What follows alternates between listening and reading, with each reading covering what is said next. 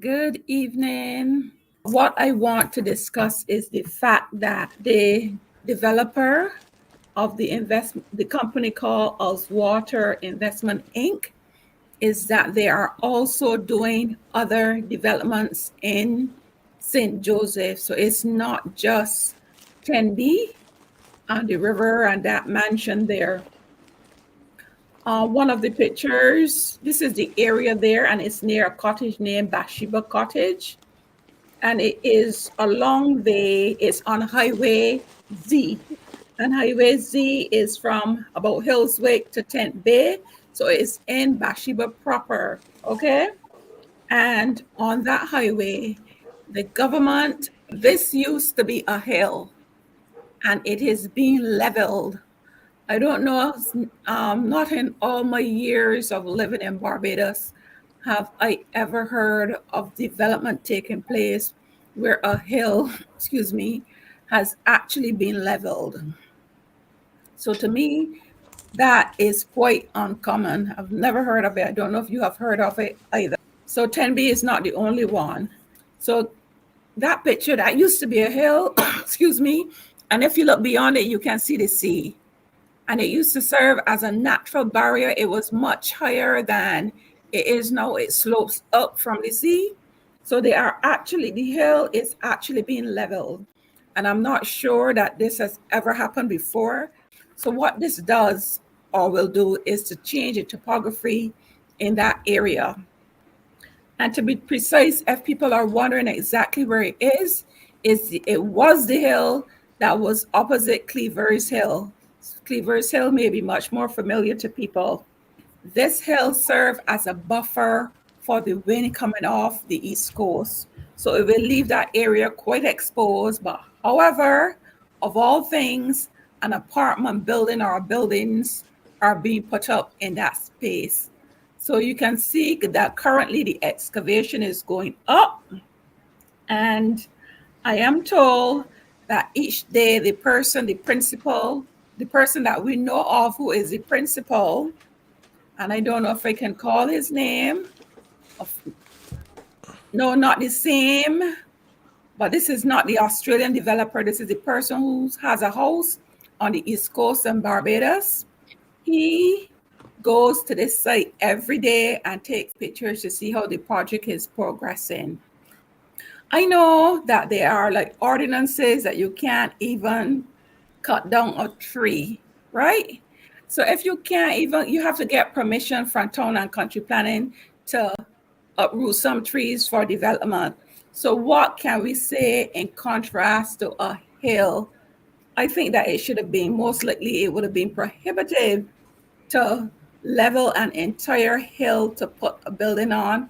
To me, normally you can't wrap your head, or you can't even imagine something like this taking place. Then who in their right mind would conceive the idea to even to approve this, to change the natural landscape of Barbados to suit a set of people? It could never be right. That is my point for tonight, that the landscape in St. Joseph is being transformed right before our eyes. And we would not have known if it was not for Mr. Lewis, who first brought Joe's River and what was happening at Joe's River to the forefront. We would never have known that, yes, other things are happening and nobody has even mentioned them to the public. And for something like this, again, an environmental study should have been done to see what impact it would have on the area. And it's not good enough at all. So I mean, every time one of those people wants something done, the government is going to bend over backwards and accommodate them without considering what happens to the environment. This is unreasonable, and we should not accept it at all. And in addition to that, I mentioned that it was a hill, and normally the setback from the regular roads are like, I think it's like 23 feet, and from the highway is about 50 feet. None of that is happening. None of it at all. So this is contrary to, I don't know about the new act, if the new act has changed that, but it is contrary to everything that is in the old act in terms of building from the roadway. We cannot allow government to put their friends and family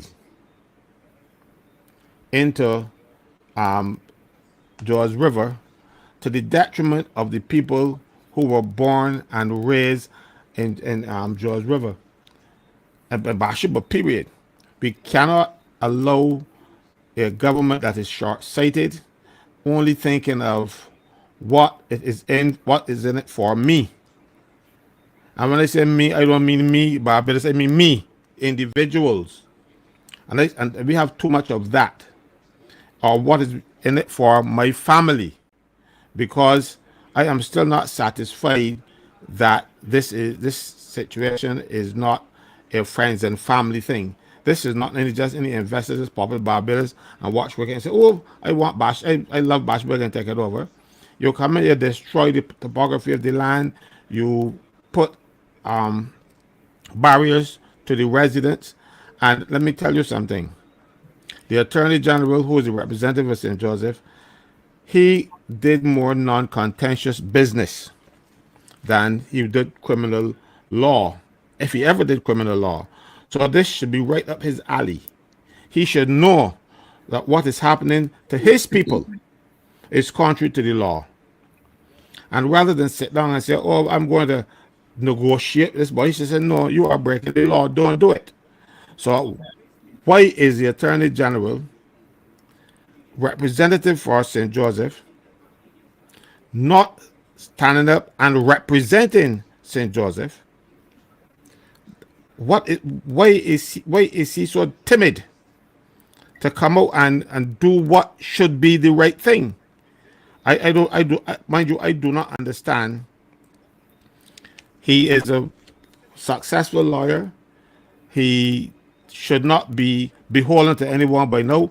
He has a yacht, I understand, and all these kind of fancy things. He can afford to leave government if it means that I am not happy with what is going on in my constituency, because he is a constituency representative first. And if they are doing things, if the government is doing things that offends him, he can say, "Well, look, sorry, I have to look out for the people of St. Joseph first."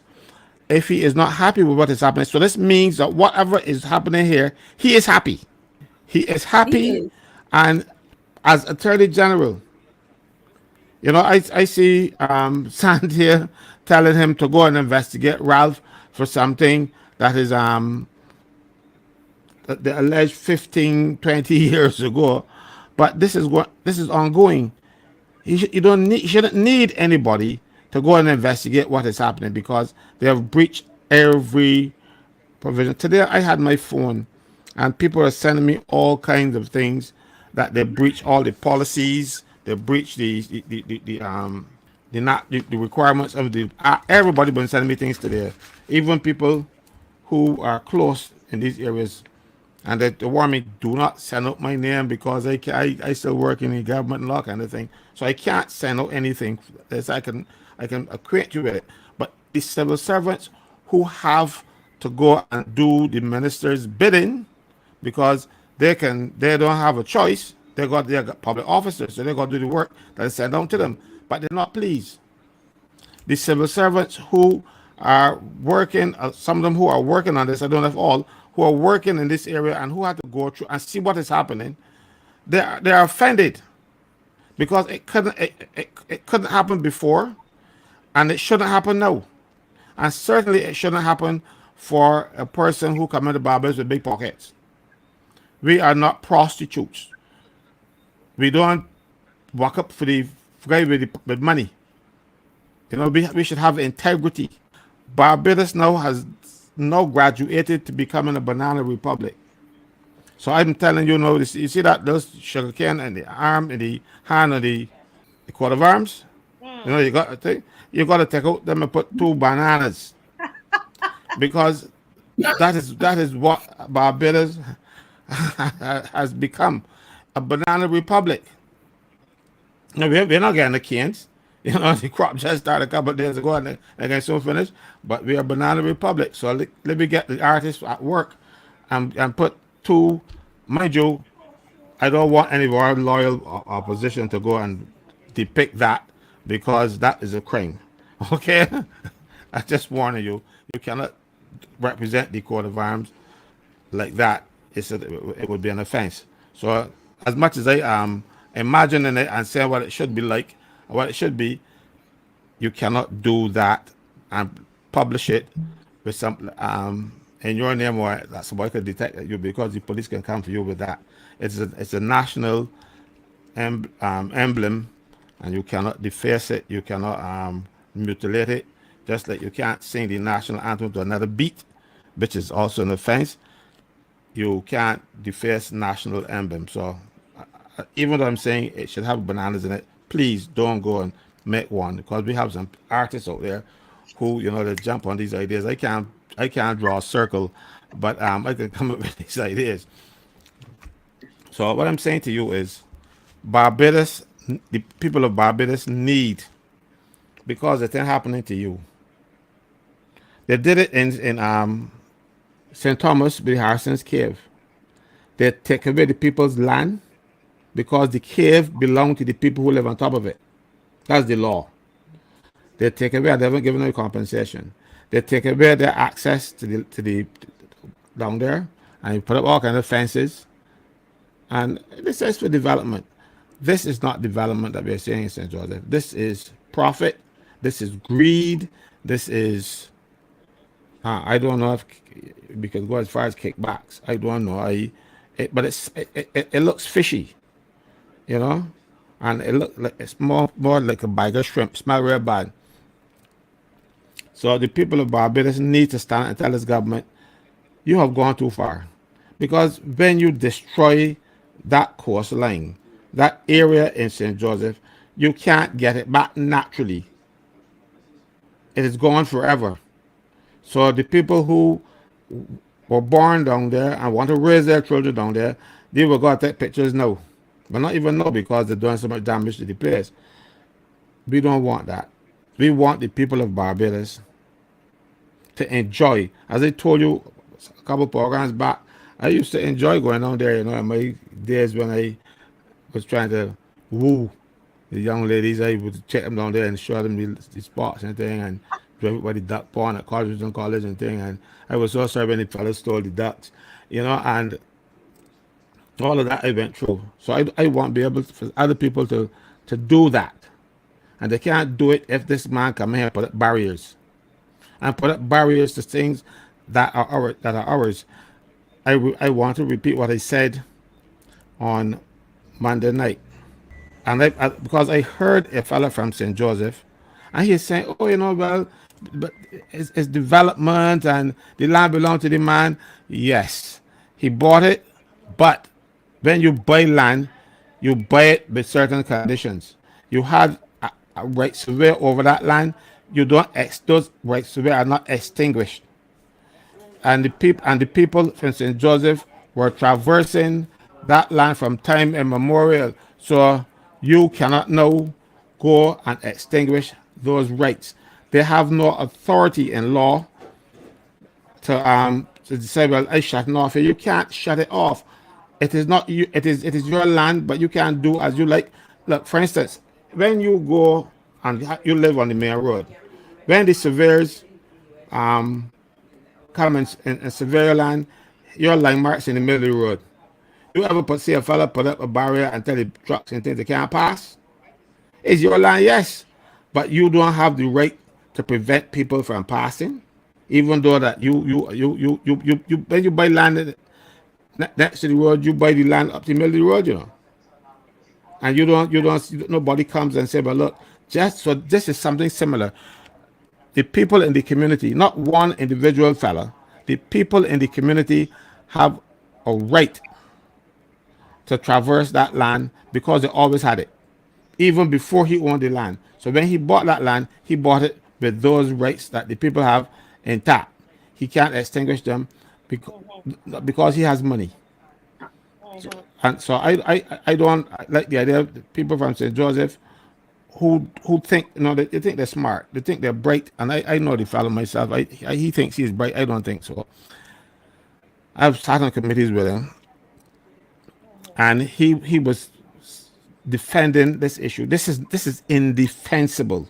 It is not the man's land to do what he likes with. You see, because look, if this was a piece of land that nobody had a road cross it and that kind of stuff, he can block it. He can block it. But these rights are long established. It is, somebody said, public domain, international law. The it is, they call it prescription. You have that right by prescription if you've been traveling there for more than 10 years. If you occupy my land, and I didn't say anything to you, I didn't try to get you off. I didn't call the police. I didn't do anything. I send you a notice. After 10 years, they can't get you off. The court will then say to me that you know own that land. So the people in St. Joseph own that right away across that land. He can't take it away. And Yeah. the attorney general, who is a lawyer, should know that. Should know that. And the Well, prime minister, who is a lawyer, might know that.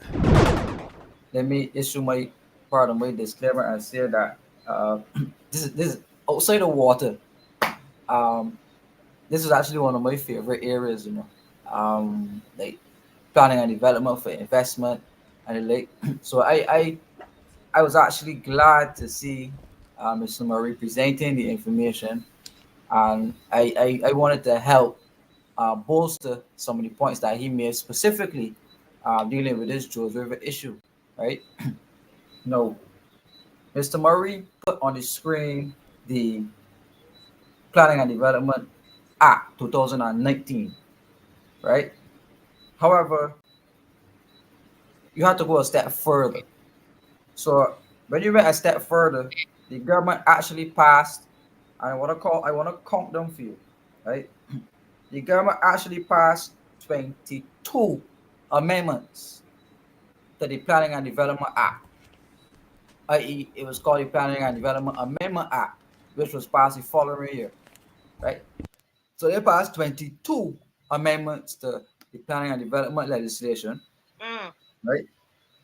And I wanted to read the specific aspect because you asked Marcia, how come the legislation, which was the one Mr. Murray spoke to, how come that still said chieftain planner, right?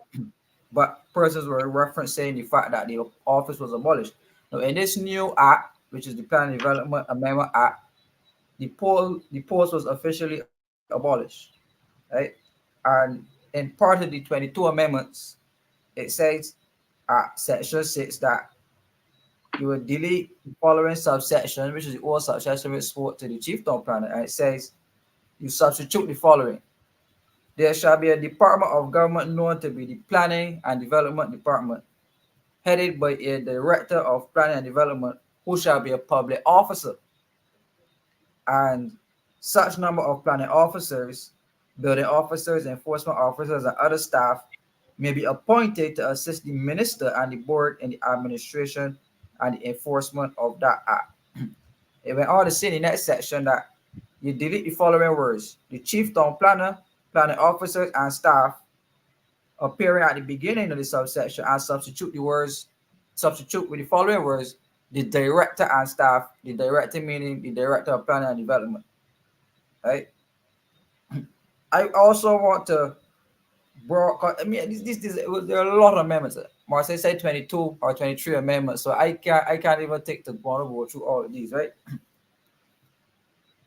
We asked how a property like George River could end up in the hands of an investor, right? But I want to remind you that the legislation that was passed, Marcia, which is the Barbados Water Authority Act, which changed the zoning policies, right? It changed the zoning policies. Remember that the deputy prime minister at the time, who was Cynthia Bradshaw, remember she was minister of transport and works and water resources, right? So you saw in the information Mr. Murray put up that the chief technical officer from the Ministry of Transport and Works was a member of the Board of Planning and Development. Not so. So if you have people from the Ministry of Transport and Works being on the Board of Planning and Development, so you have this cross pollination happening between the Barbados Water Authority, the Ministry of Transport and Works, and the Ministry for Planning and Development. Remember, this is all happening within the Office of Prime Ministership, you know. So the Deputy Prime Minister is also the Prime Minister too, but that's the Deputy, but all in the same office, you know. So you have a concentration of the power of the Prime Minister, the office of the Deputy Prime Minister. She was the Minister of Transport and Works, and she was also the Minister of Water Resources. When you go past that, then the office of the Ministry of Planning and Development is right in the Prime Minister's office, right? So you're seeing how all roads lead back directly to the Prime Minister or to the Deputy Prime Minister. And as we know, in the last cabinet reshuffle, Sandy Bradshaw was fired, right? So she being fired, then the Prime Minister took the ministry upon herself, which is the Ministry of Water Resources, because they knew that the changes to the Barbados Water Authority Amendment Act, which was another 20-something amendments. And I want to read a part for you that is very interesting. It says in the Barbados Water Authority Amendment Act, the Office of Planning and Development, which is the Prime Minister's office, now has 3,737 acres free for investment, right? Free for investment. So those changes led to what you call the Planning and Development Plan, because there's an entire plan, a lot of pages. I probably have to show you it, Mars. There's a Planning and Development Plan which spoke to the standards of how we look at planning and development, town and country planning uh, decisions in Barbados. And there's an entire document which spoke to it, right? But it says here in the Barbados Water Authority Amendment Act, it says, this principal act is amended by inserting the following after section 32. The following: relevance to administration of Planning and Development Act. Remember, this is the Barbados Water Authority Act I'm quoting from. It says here, the minister responsible for planning and development and the director of planning and development shall have regard to any order made under section 27 in respect to water protection zones, and where applicable, any other order or regulation made under this act in the administration of the Planning and Development Act 2019, generally and in particular, and in relation to the distribution and use of land in Barbados and the preparation of a physical development plan and the grant of permission to one, develop land and to subdivide land for agriculture, housing, or commercial development, or improve, alter, or change, or demolish an existing structure. So what I just said to you and the members of the loyal opposition is Yeah. that the changes to the Yeah. Barbados Water Authority Act, which is inclusive of Joes River, which is directly in the water zone, right? Those changes remove all of the regulation from those water, not all, but it removed the regulation from those areas, and it, as opposed to it being a, a protected, or the area being protected, no, under who the Minister of Water Resources under the last land zone policy, you know, have a changing of the guard where the Prime Minister not appointing herself as the person who has the investment decision, but you appoint basically a secretary, a Minister Duguay, to oversee the decision, so that if Mr. Duguay does not toe the line, he could easily be removed or fired because it's not a standalone ministry per se. Right? It has been a ministry brought right into the Prime Minister's office.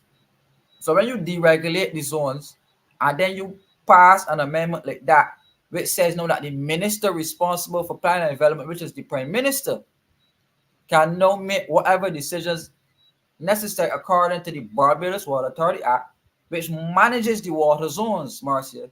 And if Yeah. you listen to Santia Bradshaw is saying now that we have 3,737 acres under this new Barbados Water Authority Amendment Act.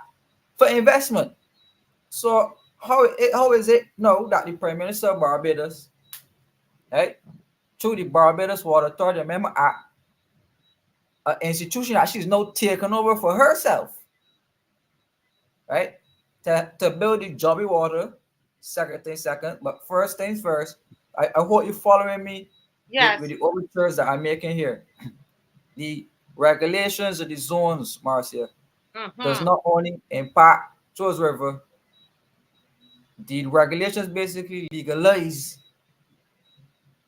decisions like Charles River so that you have no legal recourse to it, right? So although you have parts of the legislation and some are quoting it about revocation, yes, revocation is fine.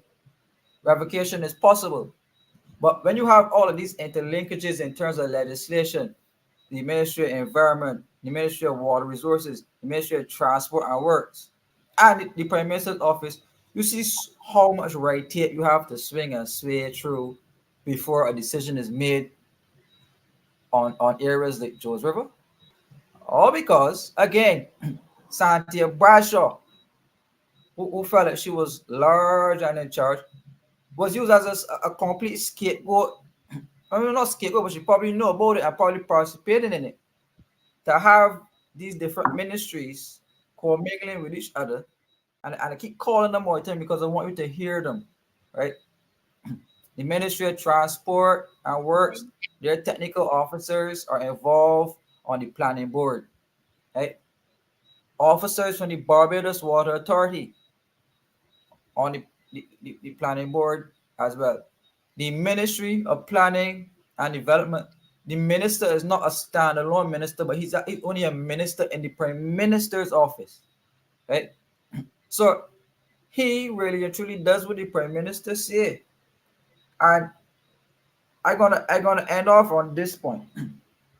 I want to say to you that within the Barbados Water Authority Amendment Act, the government actually deregulated, completely deregulated. There are no rules whatsoever as it relates to building in the Scotland district.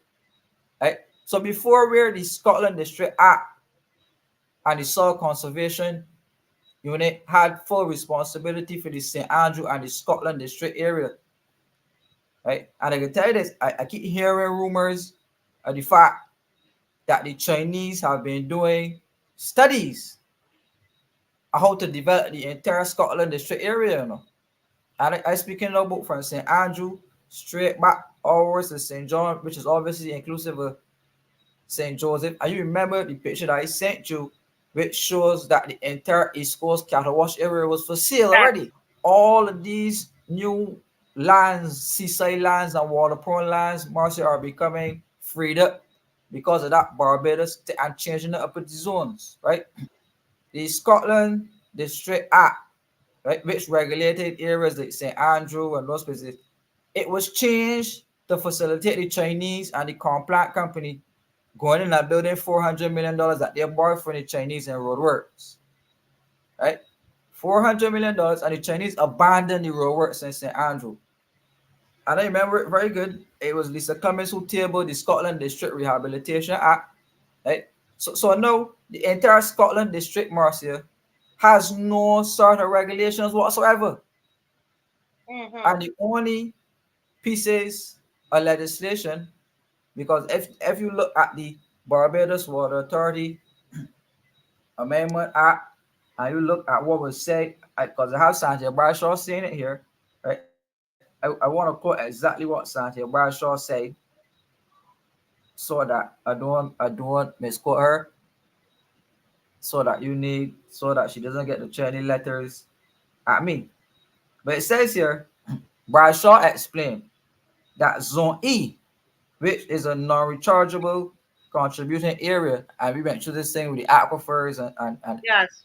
right, which has no specific restrictions, Mm-hmm. unless such restrictions are opposed under the Scotland District Act Cap 395 or the Soil Conservation Scotland District Act Cap 396 or any other enactment, right? So it says clearly that the new zone, which is Zone E, Marcia, which includes St. Andrew and parts of St. Joseph and parts of St. John, which is the entire Scotland district. There are no Specific restrictions. Wow. whatsoever. Timor has me in shock.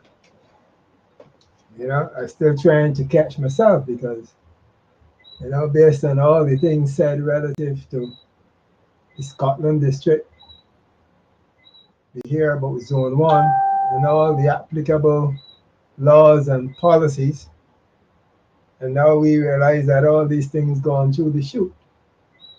We realize that all the social impact study and environmental impact study that I thought would have been applicable to the Jozua project, you know, I'm sure that that would have been applicable to the one there, the other water project that and that is opposite the soup bowl area. It's the bottom of Cleveland, but it's opposite the soup bowl area. And, you know, I'm confused. Confused to the point that we have a system now where the leader of our country can practically do as she feel like. So when I listen to Steve, who spoke relative to the whole design aspects, our architect, and he said that if we own the bridge, we own the land under the bridge. You know, and I just gave thought to the plan that we had on there the other night, because that plan required that between pillars 1 and 2, which is our land, as water given approval by the leader of our country to build a 7-foot fence and a gate on our land to block us out. I want to speak to another area, because those photos just now that showed this second Oswater project, you would have seen some large rocks from east to west. Right, that one, hold it right there. That's it, beautiful. Could have done better. Put it back, go back to that original photo. Go back to that photo.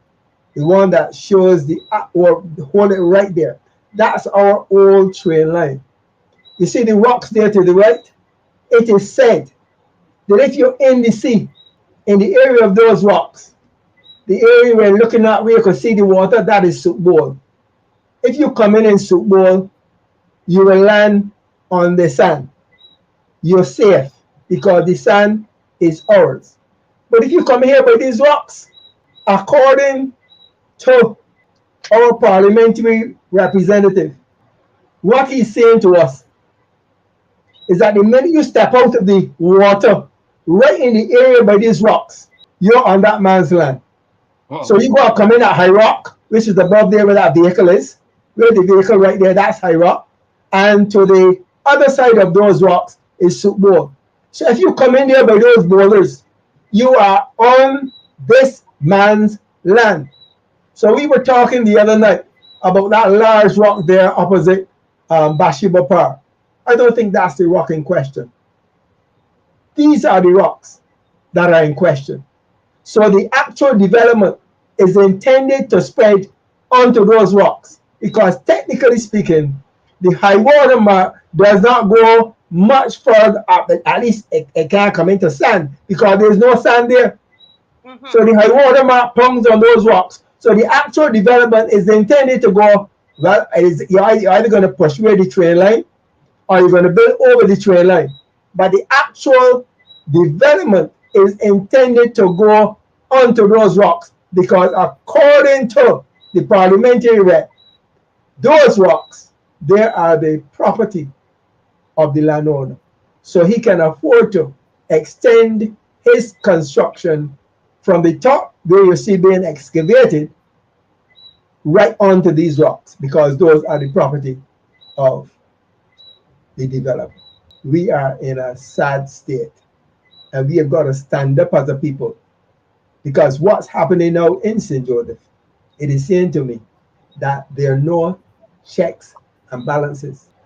Everything is dictated by the leader of this country, and where she's taking us, that is up for us to decide, to give some serious consideration to.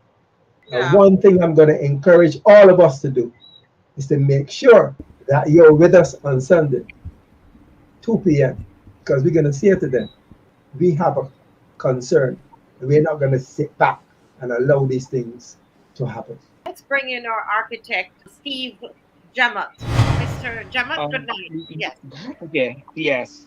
I think there's a good point of to start. What we are seeing here is the beautiful Bathsheba landscape.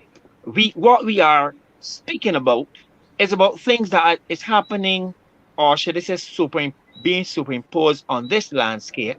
I would like one of the residents of Bathsheba to come and tell me what is happening, because years ago, when development went on within a district, there was either some type of display board, some drawing, something that will show you what is happening.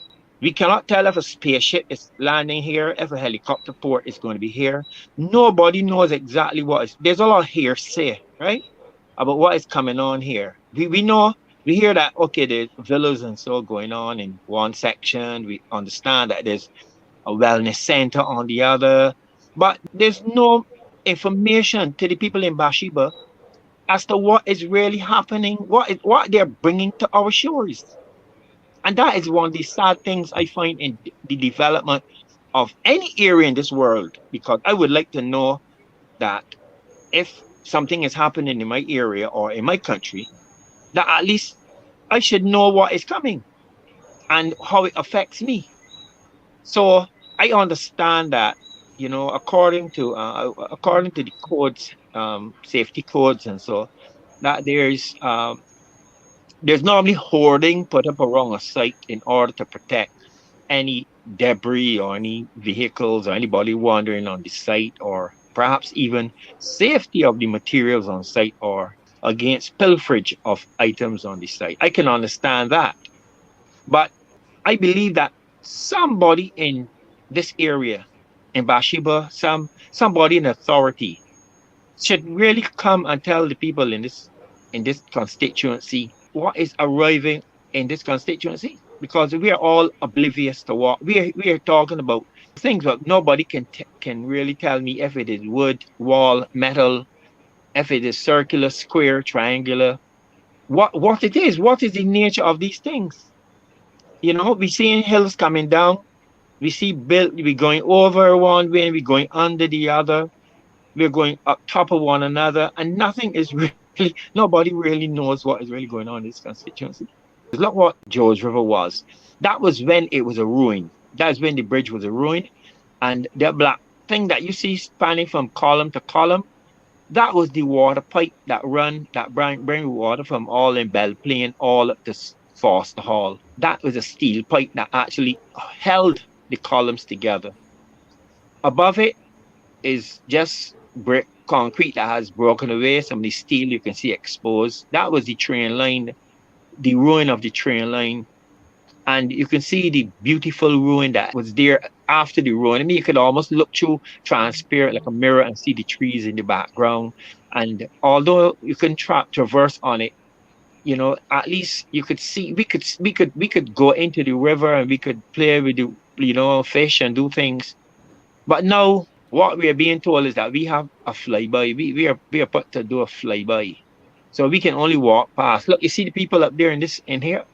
Look, the two persons up there on top of the bridge looking over. And that was if you look at the bridge, you'll see the extent of the mouth of the bridge, of the river. You can see how wide it was and how the terrain was.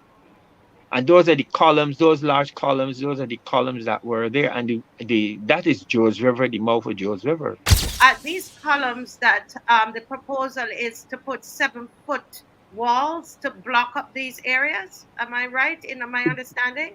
From where the men are standing, I think that is the section that's going to be left open.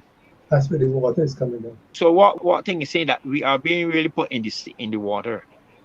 The other side is which is going to be blocked entirely with the 7-foot high fencing. So there'll be no access from the land. So we have to walk through the water. So you can see that we will all be traversing through that wide area. But the other sections, they see those sections from where the coconut palm is all the way back left. All Mm-hmm. of that there will be blocked off. The But the spaces person, between the columns will be blocked. my understanding is that he's asking for us to go through column number two. Yes, that there to go to the yes to actually go to the water. Now, Right. what I can tell you here is that you see that large wall there that your cursor is touching. Mm-hmm. That wall is about over 25 to 30 feet. That wall there, and up to 15 feet on that wall. Sometimes up inside the water comes that high when the river break away. The Wow. water comes all the way up there because you can see the water mark when you go up when you're walking up there. So the water comes all the way up there, and their boulders almost could be 7 feet in diameter that comes down, that tries to roll the way down to it. So what I'm saying is that is very dangerous. And one of the things that we are asking for is safe access. We thought that we used to walk on grass, but now we will have to ask the Lord Jesus to help us walk on water because we cannot go through no grass anymore. We won't be able to come on that land. And the funny thing is that that area, if you see what it is now. Look, if you look at this picture here, you will see where that thing is all the back in the 18th century where those people were washing clothes in the riverbed. So you see how the extent to which the river mouth has been reduced? That is the second column that you are looking at, that the lady's head as she bends down. Her Mm-hmm. head is at the second column on the left, going left. Yes, that column, you see all of them, there's low. No, if you go back to the old picture, you see that all of that is land now. Look, you see what I'm saying here? All of that is really bold. That is where the water started to bring down those stones are what was brought down by the river as it floods. So what I'm saying is that area started to boulder off as a result of the river coming down.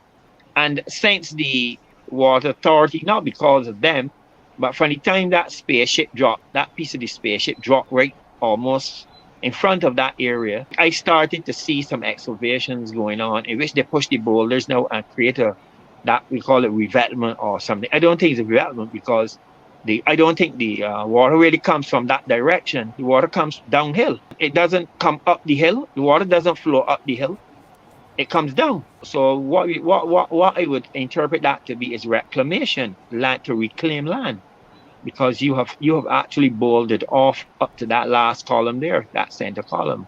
No, where these men are standing right now, what they're doing, they're cleaning off the bridge.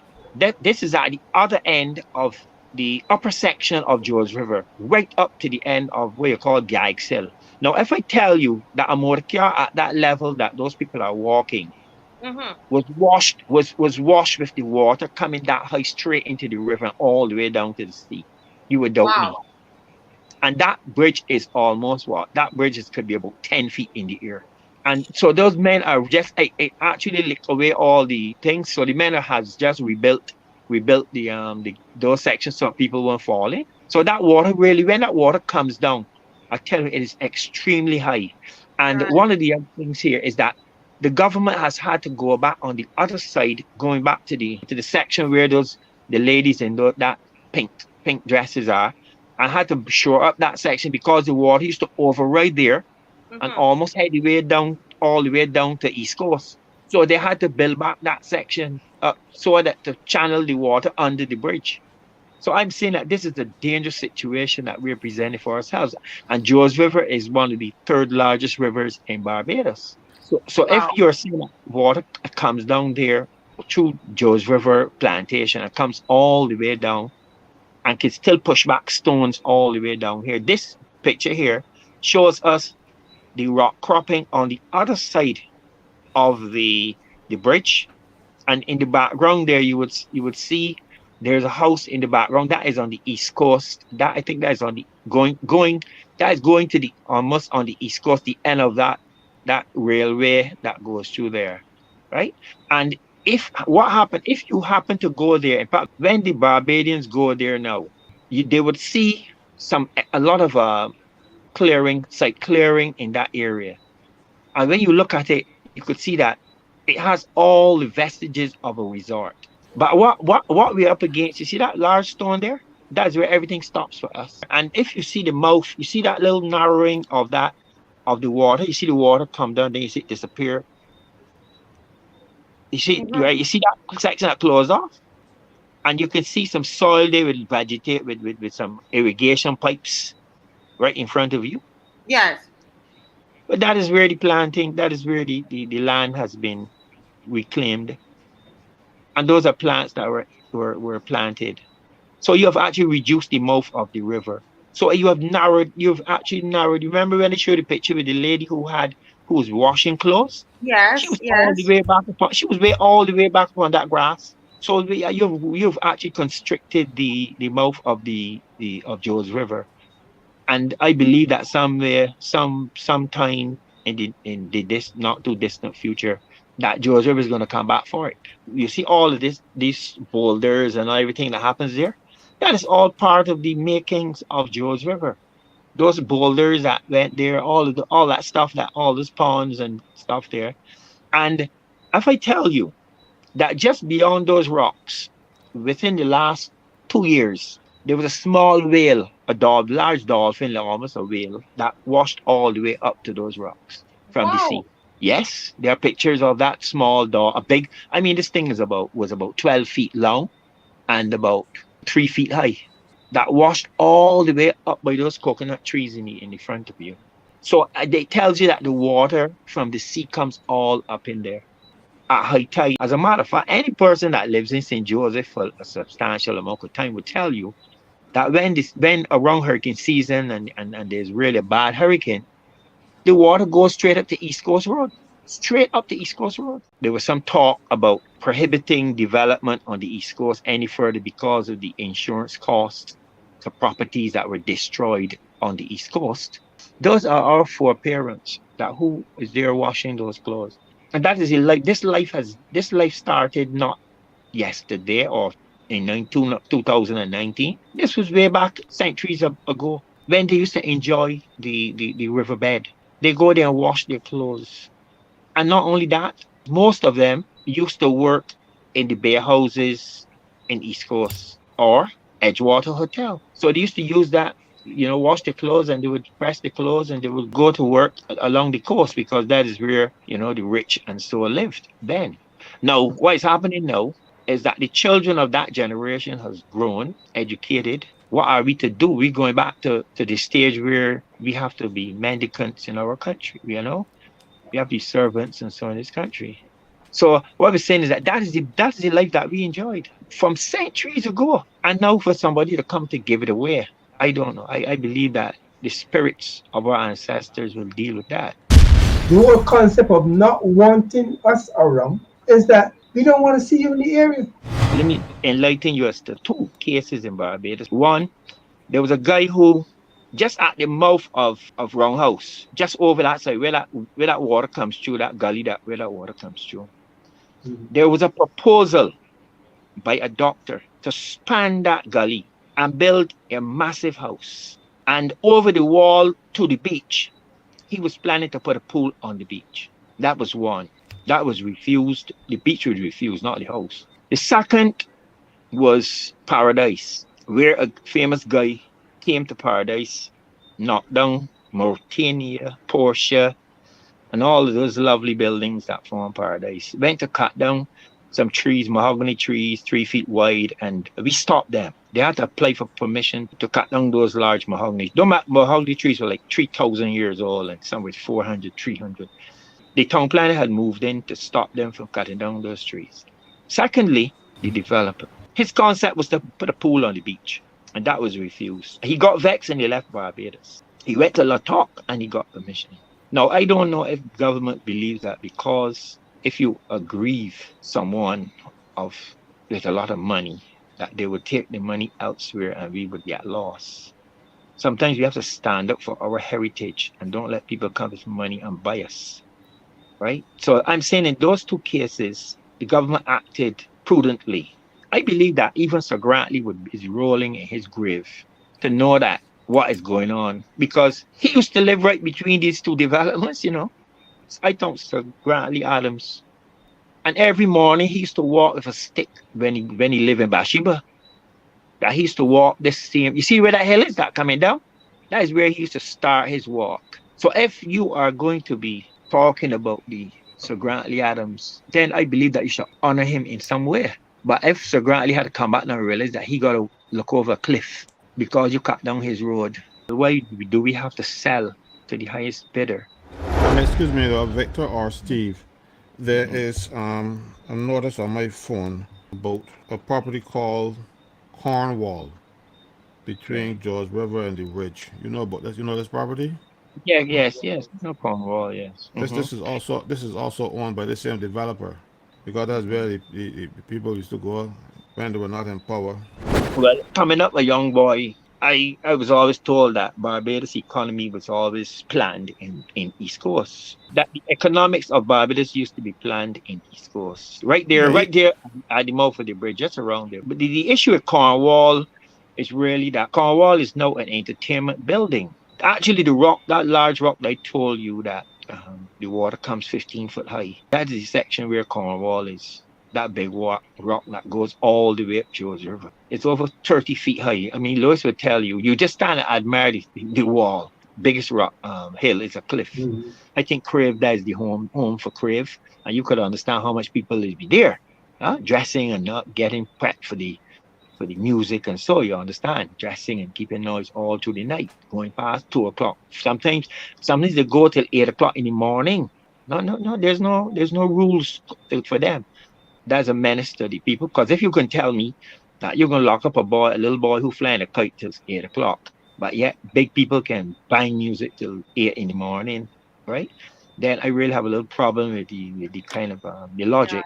Because the old people in Bathsheba need to sleep, and they can't have this music banging in the ears, and on both sides now. Once it was one side and now it's the other side.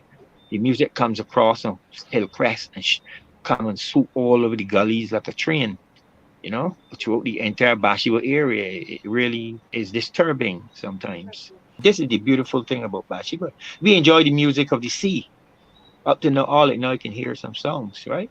It happens all through the night. It's soothing. You get your rest, and but that coupled with the beauty, the morning, fresh morning breeze at 5 o'clock when you wake up, you can almost stand and see the sky light up from light blue to purple to yellow, then orange, and then white, bright white, and then it is morning, right? So you can actually see the morning open up in Bathsheba. One other thing I find with Barbadians is this: a lot of them when we tell them come to Bathsheba, they say, "Whoa, whoa, me all the way down there." But when it comes to fun and enjoyment, man, they break down the place with cars and they really enjoy it down here. You know, from Barclays Park all the way up, man. You can't really even find some place to drive. And someday they're coming down, they're going to come down in droves to enjoy it right there at St. Elizabeth School where we're going Yeah. to assemble. Relative to the actual directions for the motorcade in itself, we're looking to leave the St. Elizabeth Primary School. We're going through Joes River. Then we're coming on to Gags Hill. We're coming up to St. Elizabeth. We're going around Foster House, St. Joseph. And we're coming on to Beachmont. And we're going through the Beachmont area. We can take that area, pretty slow because in terms of the audio, then we are hitting east to west. So everything west of us when we come down Beachmont will hear us quite easy. So we will take our time and go through there. We will have a wonderful time when we get to the area of the Bathsheba Park because there will be lots of folks in that area. Then we'll be able to see all the photos shown there at the bottom of Dennis Money where the excavation is currently taking place and the boulders in front. Then we'll take it up Cleaver Hill. I mean, the same thing will apply. Everybody will still be saying to us. We're coming on then over to Phillips Road. And Phillips Road, that population, and there's a very large population where a lot of folks, I think, will be quite excited to see us and to hear what's going on. Then we're coming on back then to the area of St. Elizabeth Primary School on the top of the Cleaver Hill area. and we're going to make it our way into Hillswick. Now, Hillswick is a very prominent area because that's where Mr. Steve lives, and to the west of Steve is the same area there, the Cornwall House, and that's to the west of Steve. The road to the west is called Coxhill, and that takes you down to the East Coast area. And individuals attending the activity on Sunday will be able to see all these areas and get a hand on a first-hand experience as to the wonderful area that we enjoy. Now, Brother McDonald Barrow, uh, we have things on stream for the plan for the cookout. It's going to be a wonderful experience. I looked at the weather and thus far we expected to have a beautiful day. And I'm certain when we come around that time, lots of folks will be able to go on top the teacup and sauce to get a first-hand experience. You know, you can probably take a little tour up through the gully and a tour down. You can go on over to Catawash. You could even walk up Coxhill, go and check Cornwall House. So it would also be a wonderful educational experience for all of us on Sunday. I know that there are some people who are going to want to donate. So any donations at all that you have, you can bring it to Unity Workers Union, 6th Avenue, building number 5, on 6th Avenue, Belleville. That's Unity Workers Union. If you have donations, because we will have to book the truck. I think we do have some money left back, but it's not enough from the last March that we had. And but we would need some help to get our sound system, which generally I don't know what they'll charge, but usually the price for it is $800. So the sound system, we do rent a truck to put the sound system on, as well. So if you're interested in helping with that, as you always do, you can take the funds to Mr. Caswell Franklin right there on Unity Workers Union. That's number 5, 6th Avenue, Belleville. Now, what about the cookout? There's some people want to bring breadfruit or anything you want to put in the pot. Want to put Mhm. something in the pot? You can. It's going to be fish soup, so you might have fish. Can they bring like a fish head? Can a big fish head work? Certainly, certainly.